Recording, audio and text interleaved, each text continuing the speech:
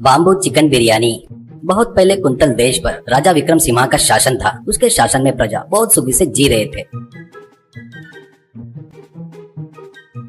राजा की लड़की बहुत ही बदसूरत थी। उसका नाम दीपिका था। वो बहुत कुरूप पैदा होना, उसके पैदा होते ही उसकी माँ मरने से राजा उसको किसी को नहीं दिखाता, ऐसा राजमहल के कमरे में पालता है। उसको बाहर की दुनिया कैसी रहती है नहीं पता था। वैसे बदसूरत से कौन शादी करेगा करके पता नहीं रहने से उसकी शादी कैसे करूँ करके रोज दुखी होते थे राजा। उसके देश के राजधानी के नजदीक में एक छोटा सा गांव रहता है। उस गांव में सिक्का नाम का एक गरीब लड़का रहता है। वो एक अनाथ था। वो बहुत ही सुंदर था और गांव में छोटे मोटे काम करके जीता था। गांव में काम नहीं मिलने से वो गांव छोड़कर दूसरे गांव के लिए निकलता है। वो दोपहर होते तक एक जंगल में पहुंचता है। उसको बहुत भूख लगती है। वो वहां देखता है तो उसको एक झोपड़ी दिखाई देती है। वो वहां पर जाकर, माँ जी बाबूजी अंदर कोई है क्या, बहुत भूख और प्यास लगी है, खाने को कुछ तो दो करके जोर से चिल्लाता है। कुछ देर बाद एक बूढ़ी जादूगरनी बाहर आकर, ए कौन है रे तू, तेरी इतनी हिम्मत कि मेरी झोपड़ी के पास आकर चिल्लाता क्या? मैं 30 साल से यहीं पे रह रही हूँ पर इतनी जोर से अभी तक किसी ने नहीं चिल्लाया करके बोलती है गुस्से से। तो सिक्का उसका अवतार देखकर, बहुत जोर से भूख लगी है ना इसलिए जोर से चिल्लाया, बहुत जोरों की भूख लगी है, कुछ खाने को दो ना दादी, ऐसा कहता है वो। ए क्या रे, दादी बोलकर मेरे से रिश्ता जोड़ रहा है? मेरा नाम चमेली है। ठीक है अंदर आ, अभी बाम्बू चिकन बिरयानी बनाई हूँ, खाकर थोड़ी देर आराम करके जाना, ऐसा कहती है।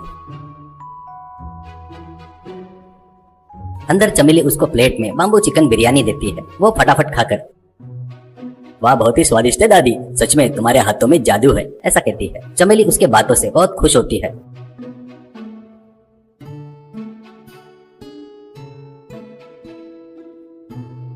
शाम को सिक्का राजधानी के लिए निकल रहा था तो चमेली, वहाँ तेरे पहचान का कोई है क्या? तेरे पास पैसे वैसे कुछ है क्या? नहीं, ऐसा कहती है। तो वो, नहीं दादी पैसा नहीं है और कोई पहचान का भी नहीं है करके कहता है। तो चमेली, इतना भोला है रे तू बेटा, बगैर पैसों के उस राजधानी में जीना बहुत कठिन है। वो तो ठीक है, लेकिन एक बात तुझे बताना चाहती हूँ बेटा, तू बहुत ही सुंदर राजकुमार जैसा है, सिर पर सिर्फ मुकुट नहीं है बस, ऐसा कहती है। तो सिक्का, हाँ क्या, इतना सुंदर रूप देकर भगवान ने माथे पर अच्छी किस्मत लिखना भूल गया तो मैं क्या करूँ दादी, कहता है दुखी होकर। तो चमेली, ठीक है ले, कुछ दिन तू यहीं पर रहे, तेरे माथे पर लिखी तेरी किस्मत मैं बदलूंगी, अपनी राजकुमारी से ही तेरा विवाह करवाऊंगी, ऐसा कहती है। सिक्का, क्यों मजाक करने के लिए तुमको कोई और नहीं मिला क्या दादी? तुम रहो बोले तो रहता, पर राजा बनाती करके आशा मत दिलाओ, अच्छा नहीं है और तुमको उसकी जरूरत भी नहीं है, ऐसा कहता है। तो तब चमेली को 20 साल पहले ही घटना याद आती है।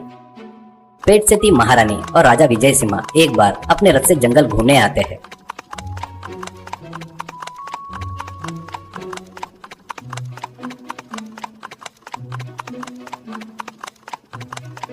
उनका रथ बराबर चमेली के झोपड़ी के पास पहुंचने वाला था। तब एक पेड़ के ऊपर से एक चीता रथ के ऊपर कूदता है। विजय सिंह उस चीते से लड़कर उसको भगा देते हैं। उसकी वजह से महारानी के पेट में दर्द शुरू हो जाता है। वो देख रही चमेली महारानी को अपने झोपड़ी में ले जाकर उसकी डिलीवरी करती है। महारानी एक कुरीब बच्चे को जन्म देकर उसको देखे बगैर ही बेचारी मर जाती है। राजा को उस कुरूप बच्ची को किसी को नहीं दिखाना पसंद नहीं रहने से अपने महल में ही एक कमरे में उसको रखकर बाहर की दुनिया वालों को बगैर पता लगे पालता है। वो कुरूप बच्ची अभी जवान होकर उसकी शादी करना राजा की बड़ी समस्या बन गई थी। उसकी डिलीवरी की इसलिए चमेली कभी कभी राजमहल में जाकर राजकुमारी से मिलती थी। फिर वो उस घटना से बाहर आकर चमेली, मैं सच कह रही हूँ सिक्का, तेरी शादी राजकुमारी से करने की जिम्मेदारी मेरी है, मुझ पर विश्वास कर, ऐसा कहती है। सिक्का को उस पर विश्वास नहीं होता, फिर भी उससे, ठीक है वैसा ही करो दादी। अगले दिन सुबह ही चमेली पिंजरे में एक तोते को लेकर राजा के पास आती है। तो राजा, क्या है चमेली, कैसी हो, तोता क्यों लाई हो, ऐसा कहता है। तो चमेली, पिछली बार आई थी तब रानी दीपिका तोता चाहिए करके बोली थी महाराज, इसलिए लाई हूँ करके झूठ बोलती है। बाद में वो दीपिका से मिलती है। दीपिका तोते को देखकर खुश होकर, इसके लिए एक सोने का पिंजरा बनवाऊंगी दादी, ऐसा कहती है। तो चमेली, आराम से जंगलों में फलों के बीच में घूमने वाले तोते को तो सोने के पिंजरे में बंद की तो सुखी रह सकता है क्या, ऐसा कहती है। तो दीपिका, जंगल, फलों का बगीचा, क्या वो कैसे रहता, कहाँ पर रहता है करके पूछती है उत्सुकता से। चमेली, वो सब मेरे साथ में आई तो दिखाऊंगी, वहाँ पर कोई भी पूछे तो तू मेरी नातिन है करके बताना, तेरे को मैं लेकर गई तो महाराज मुझे मार कर गाड़ देंगे, इसलिए तुमको मैं तोता बनाकर लेकर जाऊंगी, ठीक है ना, ऐसा कहती है। दीपिका खुश होकर मान जाती है। चमेली कुछ मंत्र पढ़ते ही दीपिका तोता बन जाती है। तब चमेली पिंजरे के तोते को छोड़कर तोता बनी दीपिका को पिंजरे में डालकर वापस निकलती है।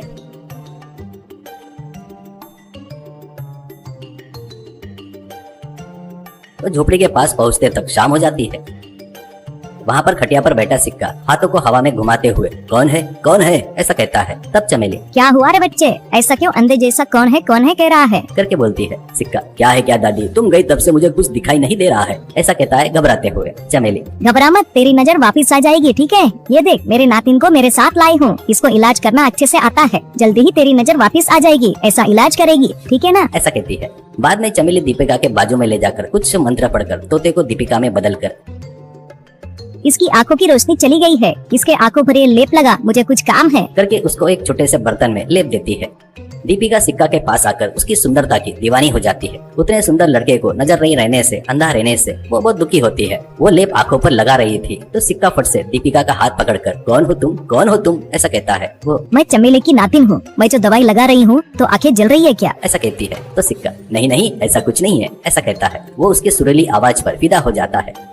बाद में चमेली दीपिका को तोता जैसा बनाकर वो मंत्र पढ़ती है। ऐसे दीपिका तोता बनकर राजमहल की तरफ उड़ जाती है।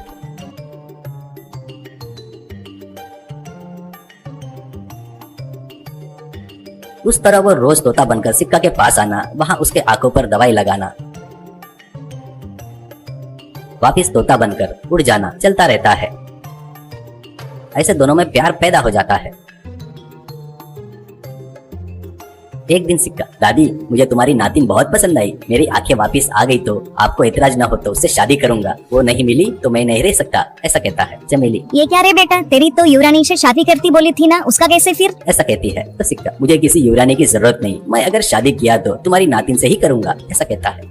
अगले दिन चमेली दीपिका को सिक्का के दिल की बात बताती है। दीपिका उतने सुंदर युवक को कुरूप लड़की नहीं पचेगी दादी ऐसा कहती है दुखी होकर। चमेली उसकी नजर वापस आएगी करके डर रही हो ना ऐसा कहती है। तो दीपिका ये क्या कह रही हो दादी, उसको आंखों से नहीं दिखा तो क्या हुआ, मुझे तो दिख रहा है ना ऐसा कहती है। चमेली खुश होकर तुम दोनों एक दूसरे को इतना पसंद कर रहे हो तो छुपाती क्यों हो, राज्य के लिए नहीं, तुझे तेरे खुद के पसंद करने वाले के लिए राह देख रहे हैं ना तेरे पिताजी, वो तो सिक्का क्यों नहीं हो सकता है, अब उसको आंखों से सब दिख जाएगा ऐसा कहती है। दीपिका बहुत खुश होती है। बाद में चमेली सिक्का मेरी नातिन ने तुझसे शादी करने के लिए मान गई, तेरी होने वाली पत्नी को देख करके उसकी आंखों पर हाथ घुमाकर मंत्र मारती है। उसकी नजर वापस आ जाती है। वो वाह मेरी नजर वापस आ गई करके दीपिका को देखकर फट से सिर झुका लेता है। तो चमेली क्यों क्या हुआ, मेरी नातिन की सूरत तुझे पसंद नहीं आई क्या ऐसा कहती है। तो वो दादी तेरी नातिन बोले तो मेरी जान है पर उसका रूप कहकर थोड़ा मायूस होता है। तो चमेली तुरंत एक छोटा सा आईना उसको देती है तो वो उसको देखते ही वो भी कुरूप में बदल जाता है। तो चमेली सिक्का अब मेरी नातिन की और तेरी जोड़ी बराबर है ना ऐसा कहती है। सिक्का दादी मुझे अकल आ गई, मेरी मूर्खता को भगा दी, ये शादी मैं दिल से मानता हूँ ऐसा कहता है। चमेली हंसकर दोनों को 2 हार देकर बदल लो कहती है। सिक्का दीपिका के गले में हार डालते ही वो बहुत अप्सरा जैसी सुंदर बन जाती है। वो आश्चर्य से सिक्का के गले में हार डालते ही वो मामूली पहले जैसा बन जाता है। बाद में चमेली से जो हुआ वो सुनकर राजा बहुत खुश होकर चमेली को कृतज्ञता व्यक्त करता है। बाद में सिक्का को राजा बना देता है। ऐसे सिक्का और दीपिका बहुत खुशी से जीते हैं।